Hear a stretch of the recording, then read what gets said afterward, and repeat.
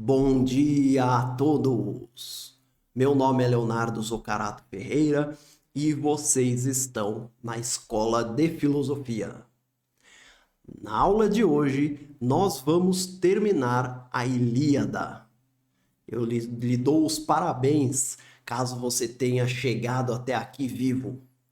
A gente ainda não vai terminar com Homero, porque a gente ainda precisa falar muita coisa sobre ele, precisamos falar sobre a Odisseia, mas hoje nós vamos terminar a Ilíada. Antes da aula começar, se você quer a continuidade do nosso projeto, colabore com o canal. O que você pode fazer está aqui na descrição. Você pode dar um like no vídeo, deixar sua inscrição, ser membro do canal, fazer uma doação, tudo que você quiser fazer é bem-vindo. Uma outra coisa que você pode fazer é adquirir essas maravilhosas canecas que nós fizemos. Canecas para todos. Canecas da Escola de Filosofia. Tem uma que tem o meu rosto lá, é um barato, tem a minha carinha assim, ó. Essa daí é ótima. Na aula passada, a gente viu que Aquiles, tomado pela ira, tomado pelo sentimento de culpa em relação à morte de Patroclo, foi para a batalha. Botou terror no exército troiano e matou o nosso valoroso Heitor.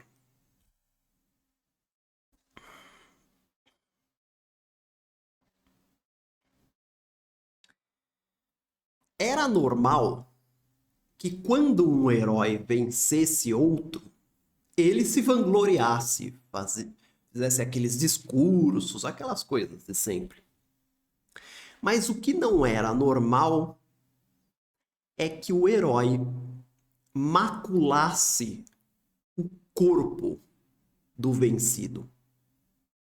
Havia uma regra tácita entre os aristocratas gregos que o corpo e a sepultura eram sagradas e deveriam ser respeitadas. Ao invés disso, Aquiles amarrou o corpo de Heitor na sua biga, nos seus cavalos, e ficou rodando com o corpo de Heitor em volta da cidade de Troia. Isso não é normal e isso só mostra o quão fora de si ele estava.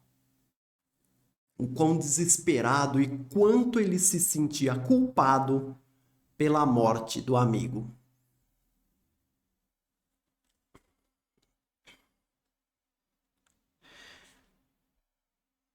Depois desse show de horrores, Aquiles voltou para o acampamento grego.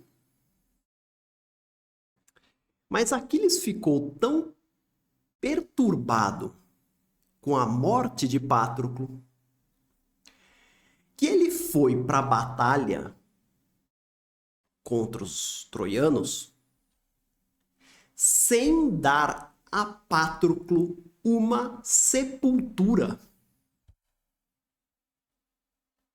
Veja o grau de negligência do nosso amigo.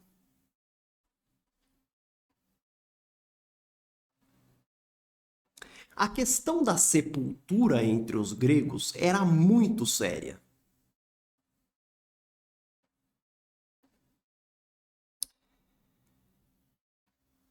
Dar a sepultura aos mortos era um dever que nenhum grego podia se esquecer.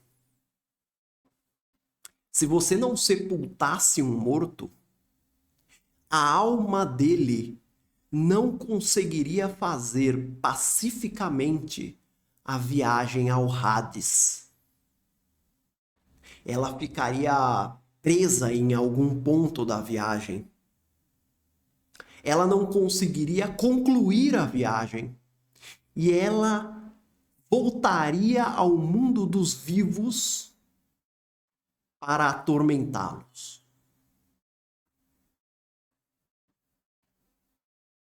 E se você não acredita no seu professor, acredite em Patroclo.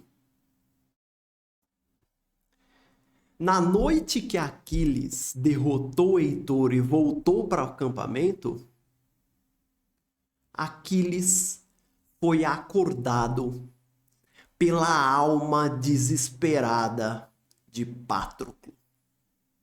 Ouça o que ela falou. Tu dormes, Aquiles, e já te esqueceste de mim. Enquanto eu era vivo, não me descuraste. Só agora que estou morto. Sepulta-me depressa, para que eu transponha os portões de Hades. À distância me mantém afastado às almas, fantasmas dos mortos. Não deixam que a elas eu me junte na outra margem do rio. Patroclo estava preso. Patroclo via as almas na outra margem do rio, no Hades, fazendo a sua viagem, e ele não podia fazer porque não tinha recebido uma sepultura. Em vão estou a vaguear pela mansão de amplos portões de Hades.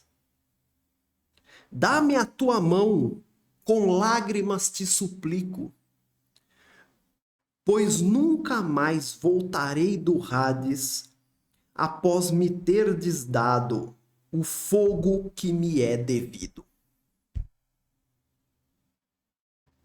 No dia seguinte, como não poderia deixar de ser, Aquiles ordenou o sepultamento de Patroclo.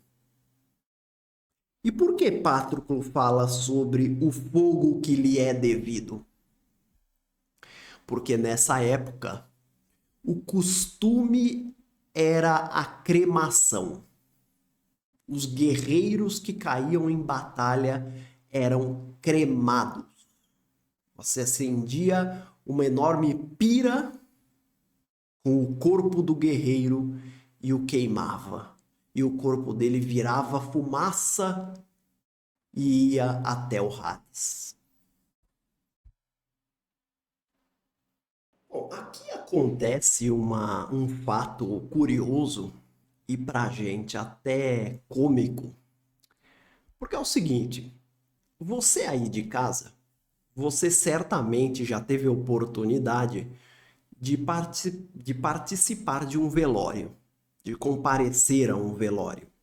Né? Todo mundo já foi.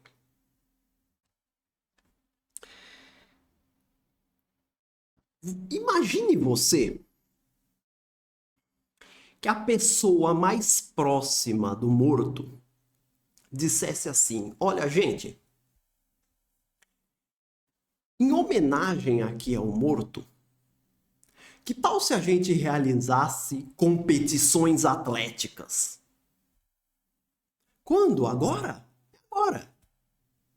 Eu pus ali sei lá, um tatame ali fora e vai ter umas lutas, vai ter arremesso de dardo, vai ter corrida para homenagear o morto. Se vocês fossem num velório desse, vocês iam estranhar? Eu estranharia. Pois bem, mas foi isso que Aquiles fez. Aquiles transformou o velório de Patroclo na oportunidade de realizar jogos, como se fossem Jogos Olímpicos. A galera devia estar meio desanimada, e aí ele falou: gente, vamos fazer uns jogos aí.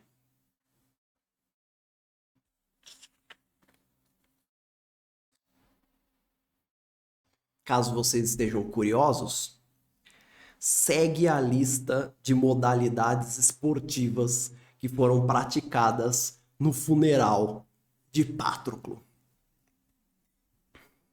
Corrida de biga, corrida de cavalo, luta de boxe, agarramento, um tal de concurso dos pés velozes, que nada mais é do que a corrida. Aliás, fato curioso, nessa corrida, Jaques e Ulisses estavam ali na dianteira, a gente não sabia quem ia ganhar, até que Atena interferiu e empurrou a Jaques no esterco e Ulisses venceu a corrida. Lançamento de martelo, arco e flecha, espadas. Me parece perigoso essa, né? Mas competição que eles tinham. Lançamento de dardos. Lançamento de dardos, o Agamenon venceu por WO. Porque os outros heróis sabiam que ele era melhor do que eles e nem entraram na disputa. Ele venceu por WO. E os prêmios distribuídos variam entre objetos de ouro, objetos de bronze, mulheres, por que não, né? Mulheres são distribuídas como prêmios. E o melhor prêmio, o prêmio mais glamouroso, vocês estão preparados? Uma mula indomável. Esse era o melhor prêmio que eles podiam dar para um herói da época. Estranhezas à parte. Esses jogos, eles demonstram duas coisas a respeito de Aquiles e dos outros heróis. Primeiramente, falam sobre a habilidade política de Aquiles. Se vocês se lembram bem, a confusão toda no canto 1 da Ilíada começa porque Agamenon não reconheceu os méritos de Aquiles, não é? Agora era a vez de Aquiles, através dos jogos, distribuir as honras.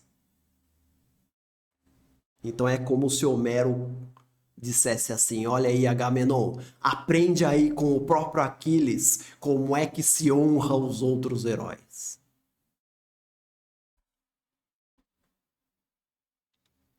Mas também expõe um dado da mentalidade muito curioso. É assim, todos esses heróis eram reis, correto? Dizia a tradição que se um rei ganhasse um presente, ele deveria retribuir com outro presente. Era desonroso para um rei ganhar um presente e não devolver outro. Tanto assim que nessas histórias, sempre quando um rei visita o outro, eles trocam presentes. Eles trocam presentes. Seria muito desonroso para Aquiles e para os outros reis se Aquiles simplesmente distribuísse presentes para os outros reis. Então, o que Aquiles faz? Ao invés de dar um presente para o rei, ele organiza os jogos para ter um pretexto para premiar os outros reis. Dessa forma, você como rei, não é que você está ganhando um presente, você está conquistando o presente pelos seus méritos na competição. E mais do que isso, você também está conquistando um pouco da glória. Então Aquiles está distribuindo um pouco da glória para os outros heróis. Porque se os outros heróis não vão passar para a história como o grande herói da Ilíada, pelo menos eles podem passar para a história como o vencedor da luta de boxe, ou da biga, ou do lançamento de martelo. Interessante, não?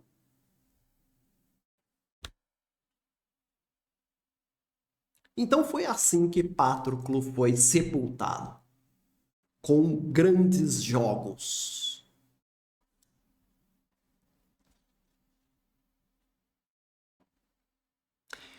Patroclo estava sepultado. Mas Heitor não. O corpo de Heitor continuava jogado indistintamente, desonradamente num canto no acampamento. O respeito à sepultura se aplica inclusive aos inimigos. Essa não é uma regra que os humanos definiram. Essa é uma regra que os deuses decidiram. O desrespeito a essa regra incomodava os deuses, inclusive aqueles que eram favoráveis a Aquiles. Os deuses que gostavam de Aquiles aguardavam ansiosamente que ele entendesse quais eram os seus deveres. Era dever de Aquiles preservar e dar um sepultamento, ou permitir o sepultamento de Heitor. A gente tem que entender os sentimentos de Aquiles. Aquiles estava nos dias seguintes à sua vitória sobre Heitor. Aquela dor no peito de Aquiles, aquela coisa engasgada na garganta, não passou. Pelo contrário, piorou.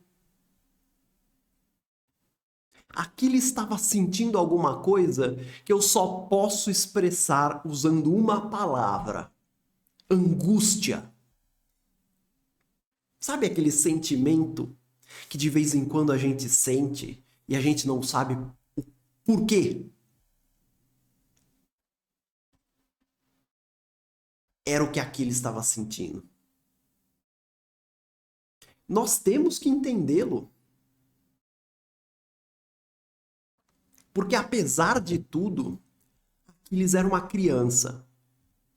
Vocês lembram quando eu disse que Aquiles foi para a batalha com 15, 16 anos? É uma criança. Aquiles era uma criança superpoderosa, praticamente imortal. Um filho de um rei. Uma criança que sempre teve tudo na vida, que sempre teve acostumado a ter as suas vontades realizadas. Aquiles foi uma criança cujos desejos sempre foram satisfeitos. Tudo que ele queria que acontecesse, aconteceu.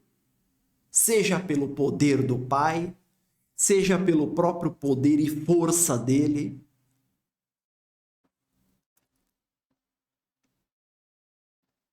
Então Aquiles, nesse momento, estava lidando com um sentimento que ele nunca tinha sentido. A angústia. A angústia de Aquiles tinha a ver com a impotência. Porque Patroclo morreu justamente porque Aquiles foi orgulhoso, não quis ir para a batalha, Patroclo foi e morreu. Aquiles achava que era o responsável pela morte de Patroclo. E, em certo sentido, ele era mesmo. Pela primeira vez, a vida colocava Aquiles contra a parede. Colocava Aquiles numa posição em que ele não poderia vencer. Aquiles poderia vencer todos os homens, todo o exército troiano sozinho. Mas ele não poderia vencer aquilo que ele estava sentindo. A impotência por ter sido o responsável pela morte de Patroclo e não poder fazer nada a respeito. Inconsolável, Aquiles arrastava o corpo de Heitor ao redor da fogueira onde Patroclo tinha sido cremado.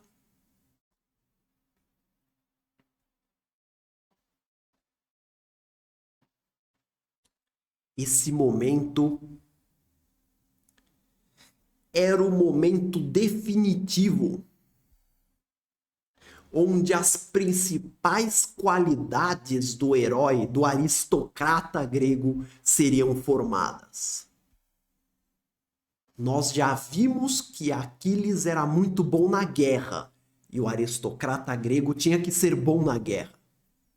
Nós já vimos que ele era muito bom com as palavras, e o aristocrata grego tinha que ser bom nas palavras, tinha que ser bom no conselho, tinha que saber falar e persuadir os outros. Agora, Aquiles tinha que completar a sua formação. Faltava a terceira qualidade.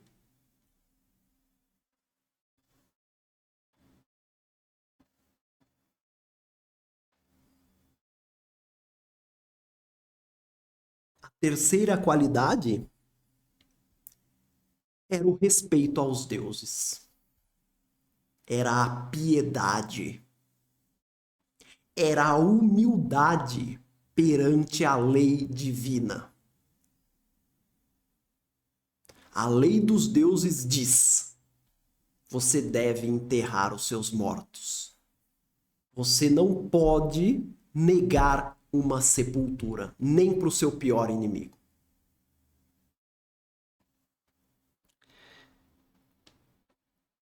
Considerando a dureza de Aquiles, Zeus foi obrigado a intervir. Ele mandou Tétis avisar a Aquiles que ele deveria devolver o corpo de Heitor. E ao mesmo tempo, ele mandou Hermes, o nosso Jaiminho, o carteiro, ir até Troia conversar com Príamo e dizer a Príamo que ele deveria caminhar sozinho até o acampamento grego para pegar o corpo do seu filho.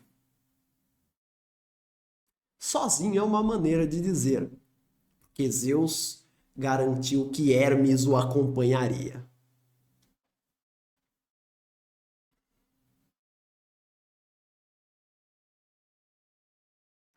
Príamo, macaco velho, seguiu as orientações dos deuses. Ele foi até o acampamento. Quando ele chegou próximo ao acampamento, Hermes adormeceu a maioria dos guerreiros gregos. Só ficou acordado Aquiles e mais uns 2 ou 3 serviçais. Príamo entrou na tenda de Aquiles. Príamo estava de frente com o assassino do seu filho.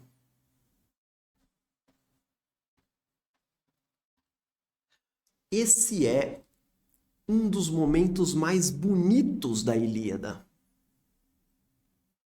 Porque Aquiles estava angustiado, sofrendo pela morte de Patroclo. E Príamo sentia-se assim, sentiu mesmo por causa da morte de Heitor. O que é bonito nesse momento é que por um instante Aquiles e Príamo não se trataram como inimigos.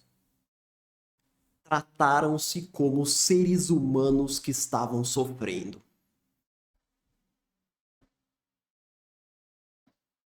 Por um instante, ambos reconheceram a humanidade um no outro. Eles não disseram,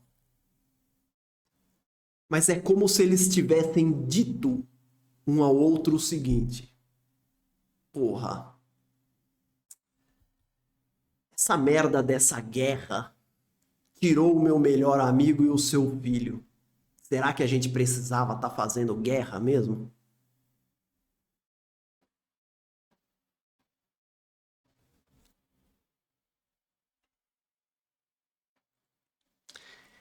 Aquiles, ele olhou para Príamo como o pai que tinha perdido um filho. E ele empatizou com esse sentimento. Por quê? Porque como Aquiles sabia que ia morrer em Troia, Aquiles previa o sentimento que o seu pai teria, o Peleu, seu pai teria, o pai de Aquiles, quando soubesse da sua morte. Então, quando Aquiles viu o sofrimento de Príamo, é como se ele estivesse vendo o sofrimento do seu próprio pai, recebendo a notícia da sua morte. E Príamo olhou para Aquiles não como o destruidor de troianos, mas ele viu em Aquiles o garoto.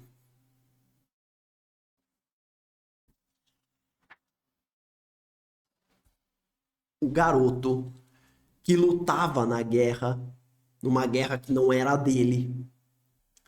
Assim como seu filho Heitor lutava numa guerra que não foi causada por ele.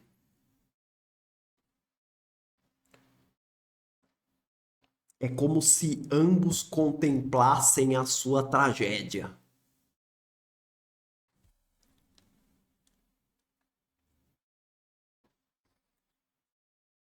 Por um momento, o sofrimento humano uniu esses dois personagens, esses dois inimigos da guerra.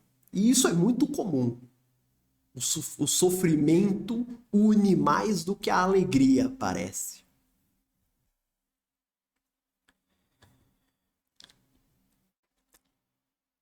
Esse contato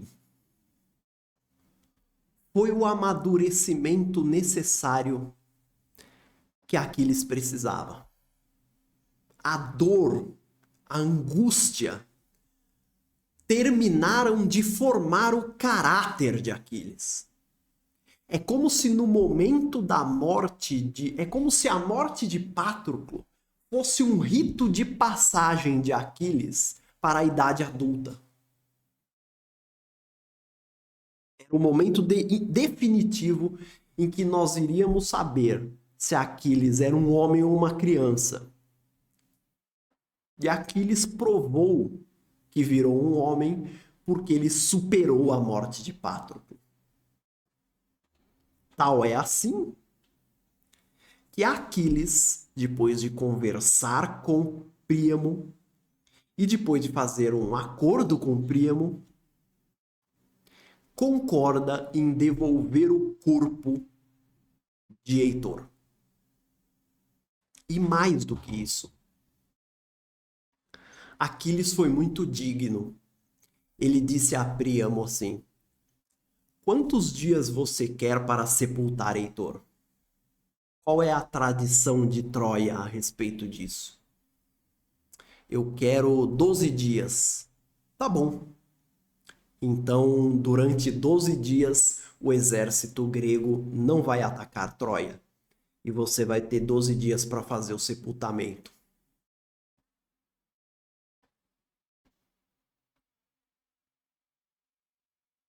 Com isso, Aquiles não só mostrava que era um herói digno, mas que era um herói respeitoso aos deuses.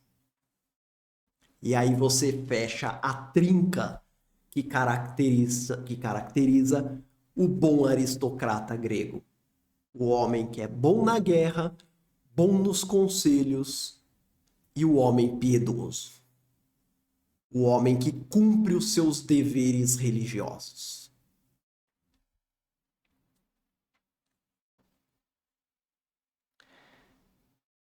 Príamo teve Heitor de volta. Heitor foi sepultado. E a Ilíada terminou. A Ilíada termina exatamente nesse momento, com o sepultamento de Heitor. Agora, se você acha que eu vou parar de contar histórias só porque o livro terminou, você está muito enganado. Você acha que o simples fato do livro ter terminado vai me impedir de contar histórias? Nem a pau, Juvenal. Eu quero contar mais histórias. Professor, eu não quero ouvir, não aguento mais. Você vai ouvir. Você vai ouvir. Lá vai aí mais uma história. A história que eu vou contar é essa. Parece que antes da briga entre Aquiles e Heitor, Aquiles conheceu uma das filhas de Príamo, uma das 350 mil filhas de Príamo, que era uma moça chamada Polixena. Prazer. Como é que ele conheceu essa moça? Não tenho a menor ideia. Não me diga, né? Como é que assim, tá no meio da guerra? Oh, desculpa, deixa eu parar a guerra porque eu tô vendo aquela moça ali, vou me engraçar com ela. Não sei como é que foi.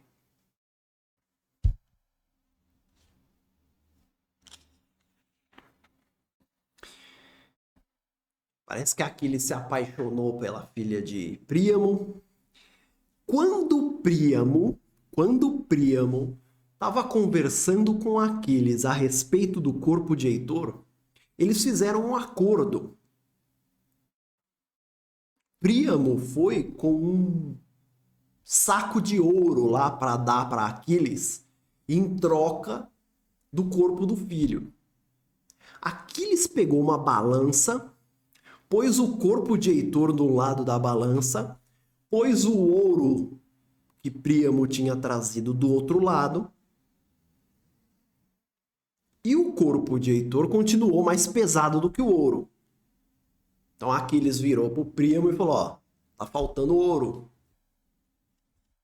Não, mas e agora? Eu não tenho mais. Vamos fazer um acordo, Príamo. Você me dá a sua filha Polixena em casamento e ficamos quites. Pode ser? Pode ser. Príamo aceitou. Príamo tinha 3 milhões de filhos, por que ele não ia aceitar?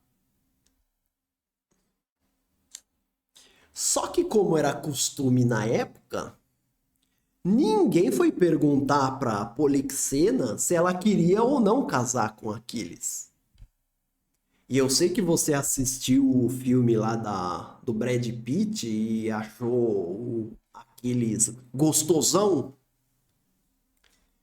Mas não era por isso que todas as mulheres iriam se jogar no colo de Aquiles. Sobretudo Polixena, que era irmã de muitos guerreiros que tinham sido mortos por Aquiles. Inclusive tinha um tal de Troilo, que Aquiles matou, era um dos irmãos de Polixena. Parece que Aquiles matou ele no templo de Apolo, porque Aquiles se apaixonou por ele e não foi correspondido. Ah, então você vai morrer. Por essas e outras, Polixena não gostava de Aquiles, mas ela não teve opção, teve que casar.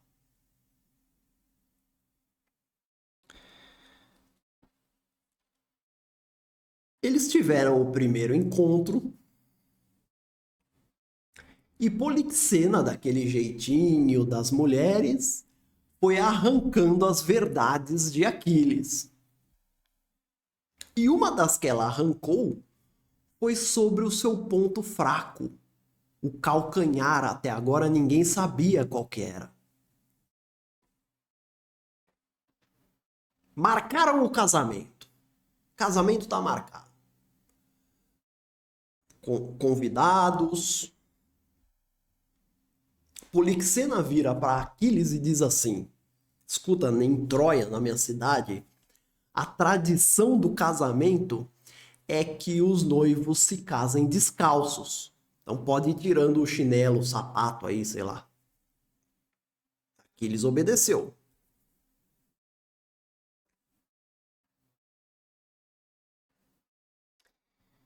Num momento de distração, enquanto Aquiles mandava ver nos camafeus do casamento, Paris o devasso se escondeu atrás de uma coluna no palácio em Troia, onde ocorria o casamento, e Paris disparou uma flecha envenenada diretamente no calcanhar de Aquiles.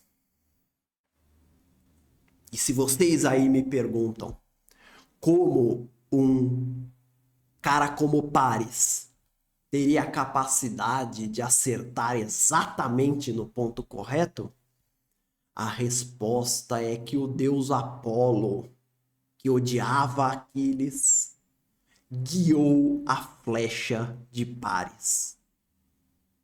Ele foi atrás de Paris e esticou a corda do arco junto com Paris e mirou junto com Paris no lugar correto.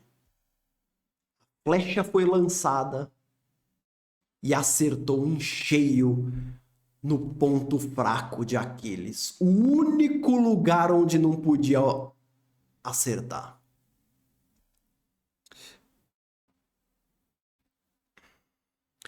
O herói Aquiles se debateu com dor, gritando e lançando objetos em meio à sua dor. Ele pegava a cadeira, pegava a mesa, jogava para um lado, jogava para o outro. Nessa coisa aí, dezenas de troianos foram mortos, acertados pelos objetos lançados por Aquiles. Aquiles não resistiu e morreu. Assim morreu um dos maiores heróis da história da humanidade.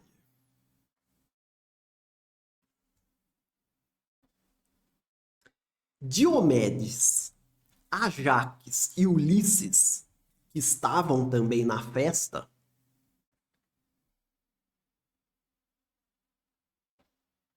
não conseguiram chegar a tempo de evitar a morte de Aquiles. Mas o que eles fizeram foi resgatar o corpo de Aquiles. Tirar, sabe-se lá como, o corpo de Aquiles de dentro da cidade de Troia e salvá-lo das mãos dos troianos. Aquiles foi levado até um ponto no Helesponto e ele foi cremado e sepultado com as honras do guerreiro, assim como seu amigo Patroclo. E as cinzas de Aquiles foram misturadas às cinzas de Patroclo na mesma urna sagrada, que está enterrada em algum ponto no Helesponto. Então, se você aí é um cara com grana e quer fazer alguma coisa diferente da vida, o que você pode fazer é contratar um grupo de cavadores e ir até o Helesponto para ver se você acha a tumba de Aquiles. Já pensou? Schliemann achou a tumba de Agamenon. Até agora ninguém achou a de Aquiles. Para onde que foi a alma de Aquiles?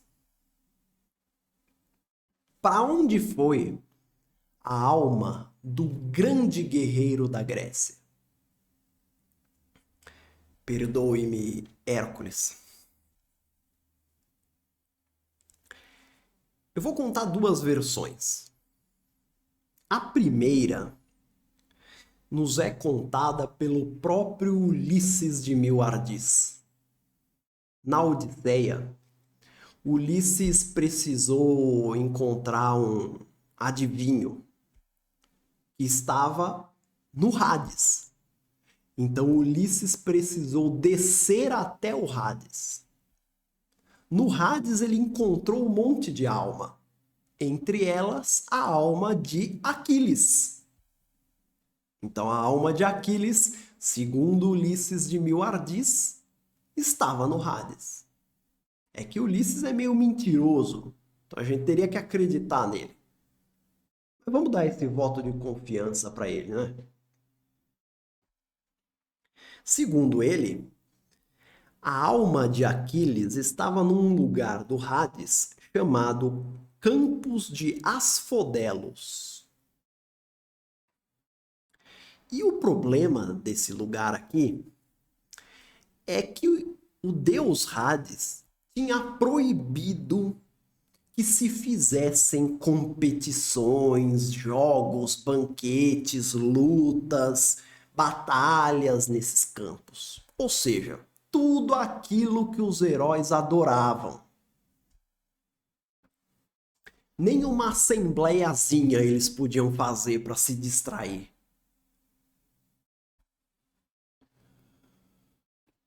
Com isso, esses campos eram um verdadeiro inferno para o herói, porque eles não podiam ser eles mesmos. Pô, o que que um herói é se não pode participar de uma competição atlética, se não pode entrar numa batalha?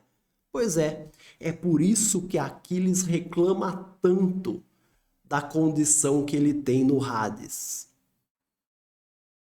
O Hades é um lugar monótono, modorrento, tedioso e, sobretudo, um lugar onde a alma do guerreiro não pode fazer aquilo que ela mais gosta de fazer: guerrear.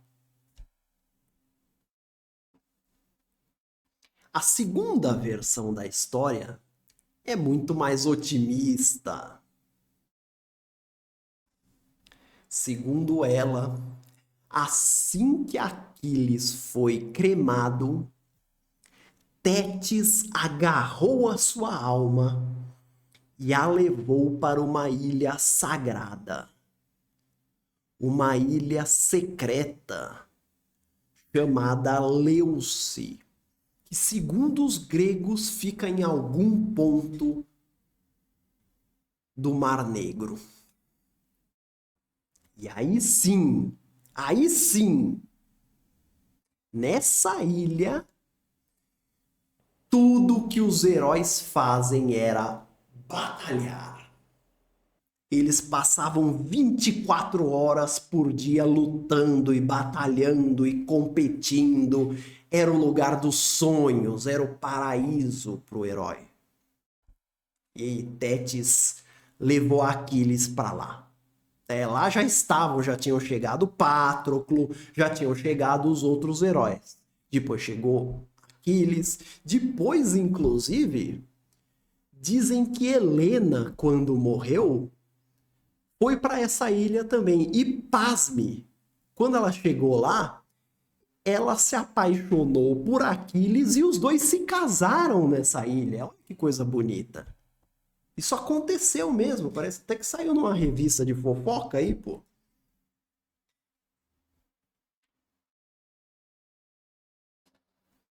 A existência dessa ilha é 100% comprovada. Não há dúvidas quanto a isso. E a prova é a seguinte: marinheiros gregos contam que quando eles estavam navegando ali pelo Mar Negro, tava aquela névoa, aquela neblina, não dava muito bem para ver o horizonte, todo mundo meio calado, eles ouviam no horizonte cascos de cavalo, barulho de armas e gritos de guerreiros. Eram os heróis, eles provavelmente estavam próximos dessa ilha e ouviam esses barulhos.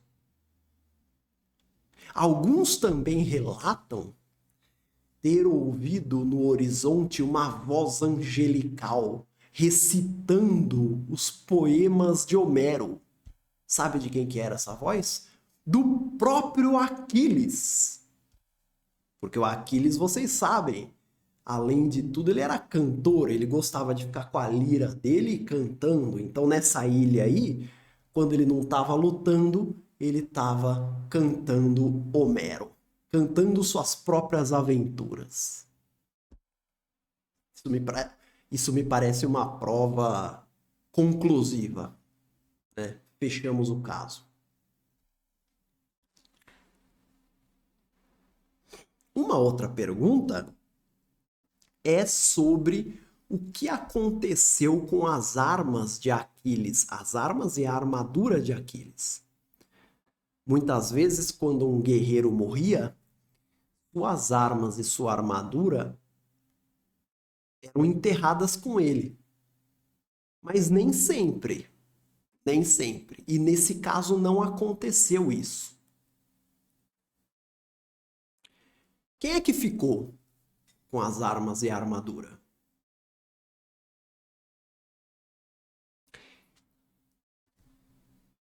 A incumbência de escolher o novo proprietário ficou nos colos de Agamenon. E para variar, Agamenon deu uma pisada na jaca daquelas. Primeiro, ele disse assim: olha, vamos fazer aqui uma competição para ver quem é que vai ficar com as armas de Aquiles. Começa a competição e a competição terminou empatada. Quem eram os finalistas? Ulisses e Ajax. Aí, meus amigos, vem a pior parte. Sabe como é que Agamenon decidiu isso aí? Ele pegou um mensageiro. Olha só, cara, vê se isso tem cabimento. Ele pegou um mensageiro e mandou esse mensageiro ir até a muralha de Troia. Fazer o quê, né? Aí esse mensageiro foi, botou o ouvido na muralha e começou a ouvir os troianos falando. E no meio das conversas, ele ouviu um dos troianos falando assim: nossa, você viu aquele Ulisses? Como luta, hein? Você viu a desenvoltura dele com a lança? Que guerreiro, meu Deus do céu! O mensageiro contou isso para Agamenon e Agamenon disse assim: tá vendo, gente? O Ulisses tem um grande prestígio aqui, ele é temido pelos troianos, então é com ele que tem que ficar a armadura. Olha o jeito como Agamenon decide as coisas. O que você acha que, como é que você acha que Ajax se sentiu com esse tipo de decisão? Do mesmo jeito que Aquiles tinha se sentido no primeiro canto. Agamenon não aprende. Ajax se sentiu desonrado. Só que Ajax, eu não sei o que acontece com Ajax, porque Aquiles parece que tinha maneiras de extravasar, né, o descontentamento dele. Ele tocava a lira, ele cantava um pouquinho, ele resmungava com Patroclo, então isso ia meio que baixando a atenção de Aquiles. Ajax não tinha ninguém, cara. Então Ajax enlouqueceu. Ajax ficou louco. A primeira coisa que ele fez foi pegar e matar todo o rebanho dos gregos. Só de raiva. E pior, ele pegou umas cabras lá, levou na tenda de Ulisses e matou na frente de Ulisses, do lado do Agamenon, assim, matou na frente dos dois, assim, ó, olha o que eu vou fazer com vocês, ó. Matou o animal.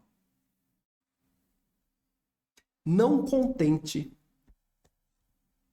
Ajax pegou uma espada, cravou no chão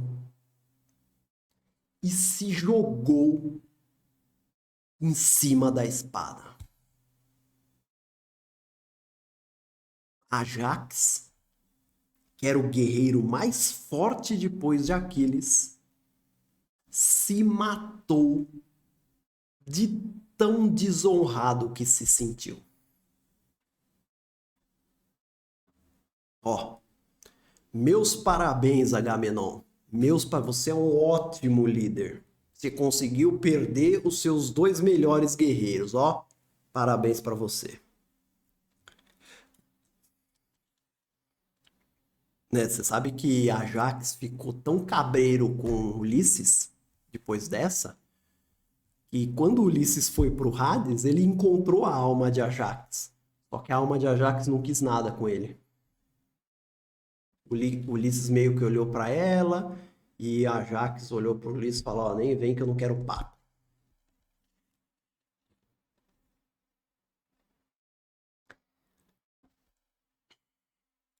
Aquiles morreu. Aquiles morreu. Mas a guerra não terminou. Como é que essa guerra vai terminar? Vou contar para vocês agora. Sem Aquiles, os gregos perderam o ímpeto. E se eles já não estavam muito confiantes na vitória, imagina agora que Aquiles tinha morrido. No desespero, eles consultaram um profeta deles lá. E a profecia disse assim: vocês só vão conquistar Troia por intermédio do sangue de Aquiles. Quer dizer, é só o sangue de Aquiles quem vai conquistar Troia. Por melhores guerreiros que vocês sejam,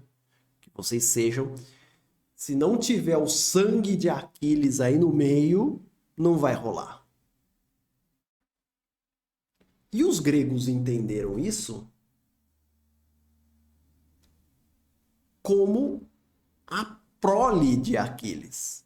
Então vamos pegar o filho de Aquiles e vamos trazer para cá. Só que o filho de Aquiles era um moleque que tinha 12 anos de idade. Aí assim, você não me pressione com as contas, tá? Porque Aquiles tinha 16, o moleque tinha 12. Vocês já entenderam que Aquiles teve o filho com 4 anos. Não me pressionem nisso, tá, gente? É a mitologia grega. Sejam bem-vindos a ela. Eles foram buscar o filho de Aquiles, um moleque com um nome ótimo, chamado Neoptólemo.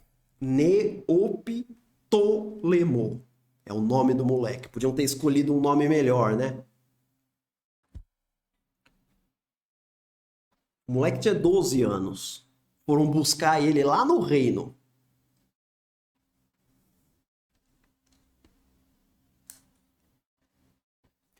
No começo, botaram o moleque lá no meio do conselho e ficaram meio tirando sarro, né? Porque é uma criança.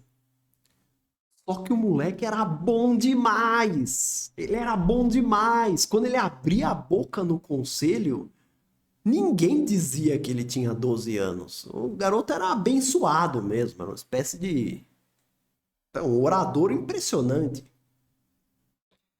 Ele começou a impressionar tanto as pessoas no conselho que Ulisses decidiu pegar a armadura de Aquiles e dar para ele, e dar para o seu filho, dar para o filho de Aquiles. Então o moleque ficou todo confiante, né, com as armas e a armadura do pai. Então aí os gregos começaram a pensar numa última cartada para tentar entrar em Troia. Eles já estavam há 10 anos lá, todo mundo já estava de saco cheio querendo voltar para casa, e eles decidiram, olha, vamos tentar uma última coisa, se não der a gente volta e acabou, Aquiles já morreu também, a gente tá aí com esse moleque, a gente volta e pronto. Né? Alguém tem alguma ideia? Eis que aparece um cidadão chamado Prilis. Prilis. Você conhece Prilis? Não conhece, né? Mas saiba que ele é filho de Hermes. Então você tem que respeitá-lo. Ele veio com a seguinte ideia. Por que a gente não constrói um cavalo de madeira, se enfia dentro do cavalo e dá um jeito dos troianos levarem esse cavalo até dentro da cidade deles? A proposta foi aceita. Coube a um outro fulano chamado Epeu a construção do cavalo. Construção essa que foi acompanhada de perto por um mestre de obras de luxo, a deusa Atena. Ela foi falando para Epeu, ó, põe uma tábua aqui, ó, esse parafuso tá mal apertado.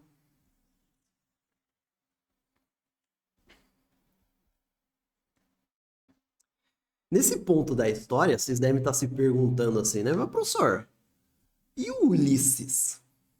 Eu sempre soube que foi o Ulisses que veio com essa história do cavalo de Troia. Agora você está me falando aqui do Epeu e do Prilis e o Ulisses? Pois é, né? A pergunta fica, e o Ulisses? Qual é a participação dele nesse jogo?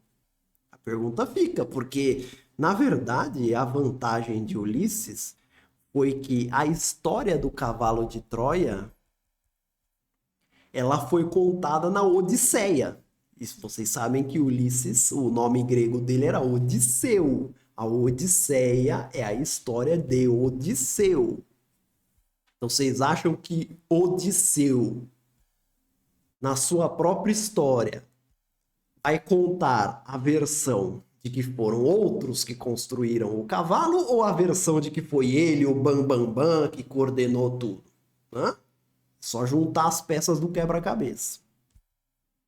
Se a Odisseia se chamasse Priliceia, em homenagem a Prilis, provavelmente nós saberíamos outra coisa. Mas como se chama Odisseia, para todos os efeitos, Ulisses deu uma ideia geral, o plano geral é de Ulisses.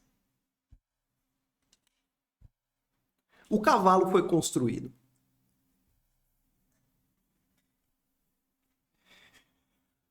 Os guerreiros entraram no cavalo por um alçapão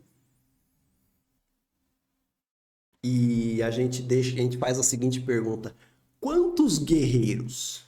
Quantos guerreiros estavam dentro do cavalo? A resposta dessa pergunta me lembra, sabe aquela sabe aquelas histórias que a gente tem do gol do Pelé na Rua Javari? Você já ouviu essa história, né? Que o Pelé teria feito um gol na Rua Javari, que ele teria dado 5 chapéus e feito gol no goleiro, né? Você sabe que todo mundo que tem mais de 70 anos diz que estava lá no local vendo, não é? Né? A julgar pela quantidade de relatos, devia ter umas 3 milhões de pessoas assistindo esse jogo. Então, o negócio do cavalo é a mesma coisa. Tem gente que diz que tinha 30 pessoas dentro do cavalo. Tem gente que diz 50. Tem gente que diz 3 mil. Todo mundo diz que estava dentro da porra do cavalo. A gente sabe que o Epeu que construiu o cavalo, ele estava lá dentro. Por quê? Porque ele era o único que sabia abrir e fechar o alçapão. A gente sabe também que o Menelau estava lá dentro, que o Diomedes estava lá dentro, que o Neoptólemo com seus 12 anos estava lá dentro. E o Ulisses diz que ele estava lá dentro também. Quem com certeza não estava lá dentro foi o Agamenon, porque o plano dos gregos foi o seguinte: Agamenon, eles construíram o cavalo, entraram no cavalo, fecharam o cavalo. Aí Agamenon ficou do lado de fora e botou fogo no acampamento grego. Pegou as tropas gregas e levou para trás de uma colina para ficar escondida.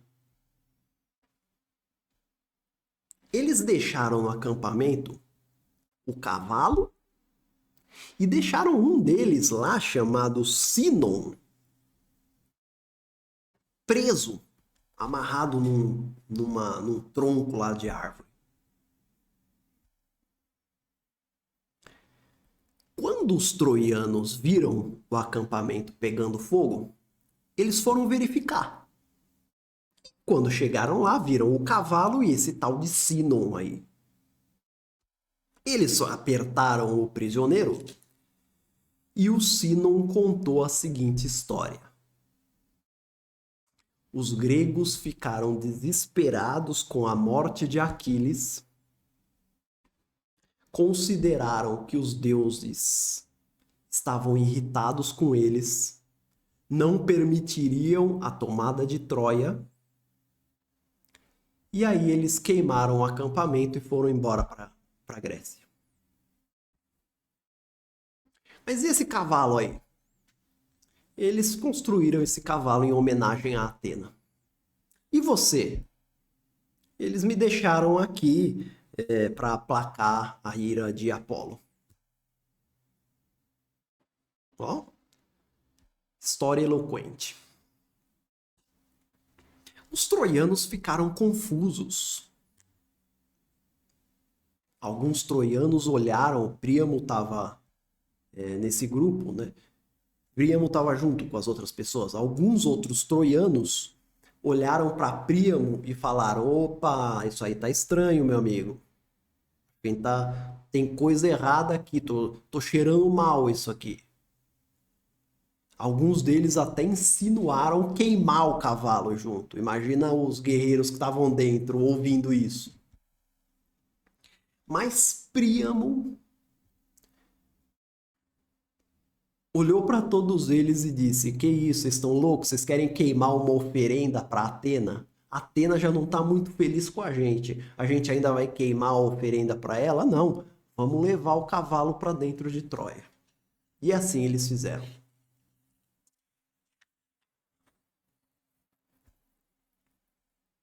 Nesse momento da história, eu queria apresentar vocês a uma outra personagem que ainda não apareceu, que é uma das filhas de Príamo, chamada Cassandra. Cassandra era uma das 1.800 filhas de Príamo. A história de Cassandra é bem legal.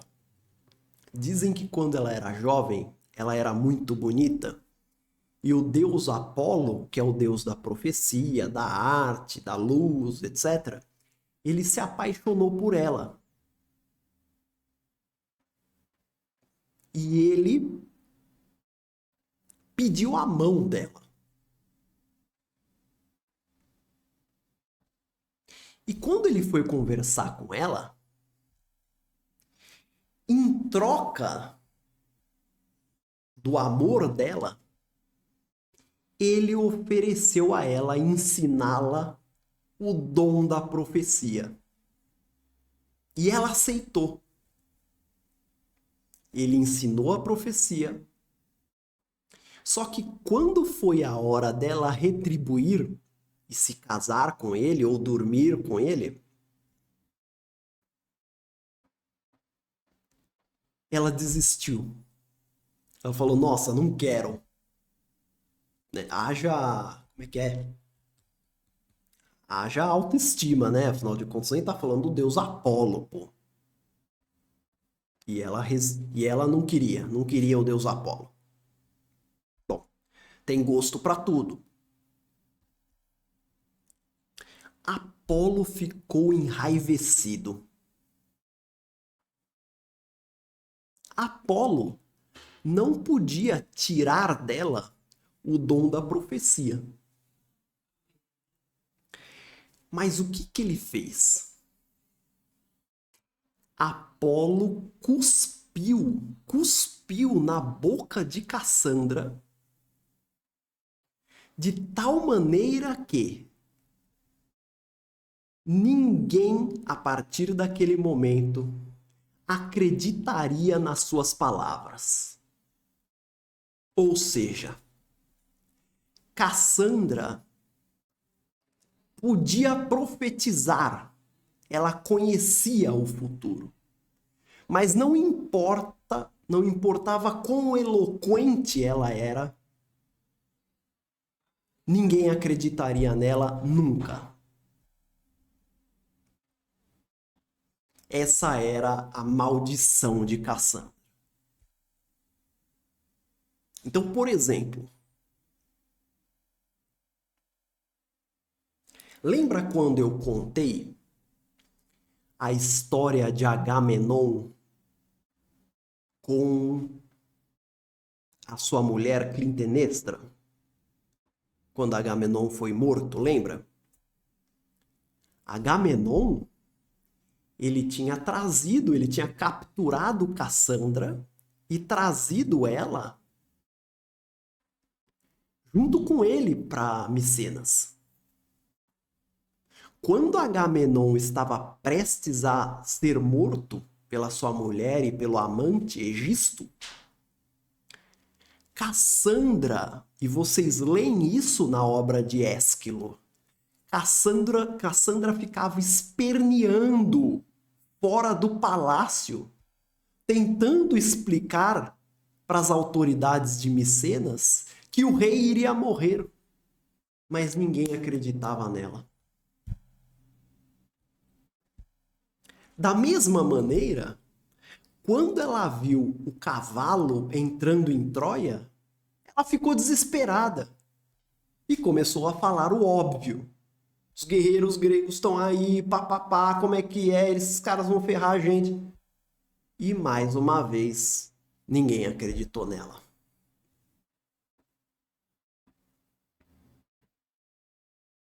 Os troianos acharam que tinham ganhado a guerra. E eles organizaram uma enorme festa. Banquete, festival. A mulherada colhia flores nos rios, enfeitava os cavalos, os touros. Dizem que até contrataram um DJ para animar tudo lá. Bebida. Todo mundo encheu a cara, até os cachorros beberam. De maneira que em tal ponto da madrugada, os troianos estavam todos caídos pelos cantos e todo mundo dormindo.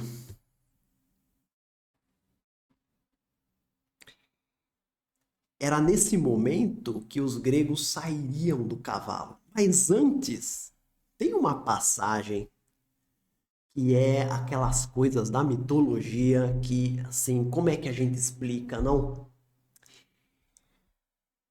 Quando os troianos ainda estavam lúcidos, o cavalo já estava dentro de Troia, os gregos estavam ali dentro esperando, morrendo de medo de serem descobertos. Eis que Helena, que era uma prisioneira lá em Troia, mas ela aparentemente estava circulando pela cidade. Helena se deu conta do que estava acontecendo. Ela percebeu que o marido dela, o Menelau, estava lá e que muitos outros heróis gregos estavam lá. Ela percebeu. O que ela começou a fazer? Não me pergunte por quê. Não me pergunte por que Helena fez isso. Ela começou a brincar com os heróis que estavam dentro do cavalo. Ela ficava dando pancadinhas no cavalo de madeira e ficava do lado de fora imitando as esposas dos heróis. O que essa mulher tem na cabeça? Teve uma hora, tinha um tal de Antielo que ele quase respondeu à voz de Helena, que a Helena começou a imitar a mulher dele e ele começou a achar que era realmente a mulher dele e quase respondeu. Ulisses teve que tapar a boca dele. Eu acho essa uma das histórias mais grotescas da história. Por que Helena me manda essa?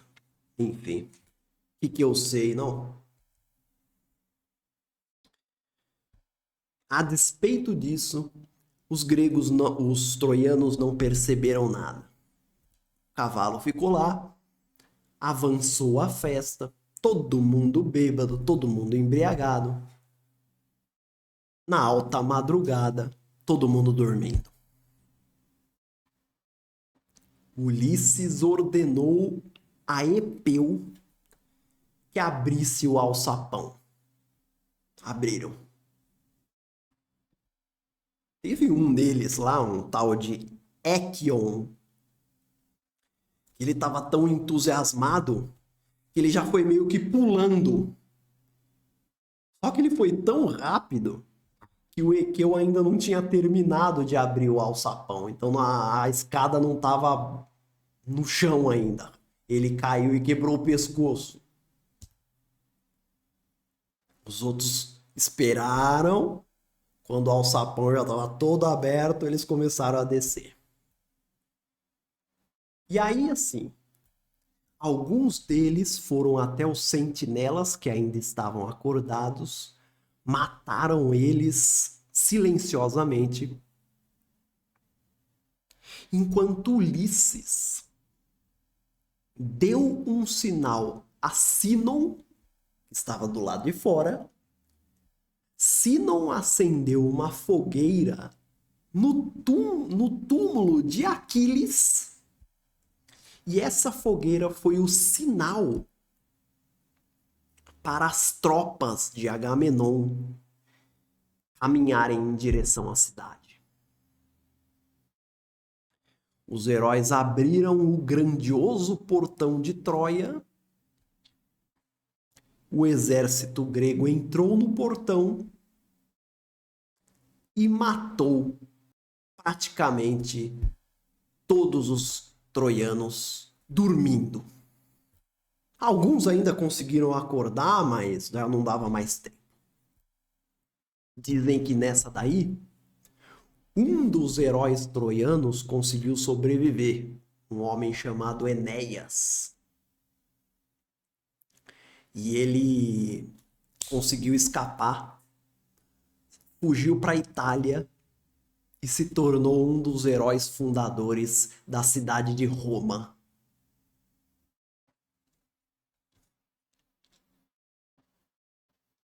Menelau correu para Helena e abraçou Helena como se fosse um filme de Hollywood. E foi assim que Troia foi finalmente saqueada. E com isso, meus irmãos, meus amigos e minhas amigas, nós terminamos a tradição que envolve a Ilíada.